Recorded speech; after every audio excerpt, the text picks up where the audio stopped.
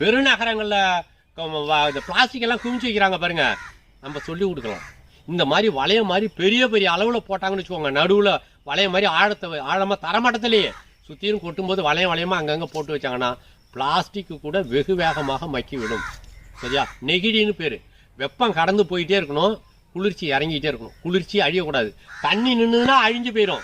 தண்ணியும் நிற்கக்கூடாது, வெப்பமும் அதை தாக்கக்கூடாது. வெப்பம் கடந்து போயிட்டே இருக்கணும். அந்த நேரத்தில் தான் அந்த மடித்தல் வினை நடக்குது. சும்மாவே மிக உயர்ந்த உரமாக குப்பை சத்தையெல்லாம் நீங்கள் ஆக்கலாங்க, ஒன்றும் இல்லை.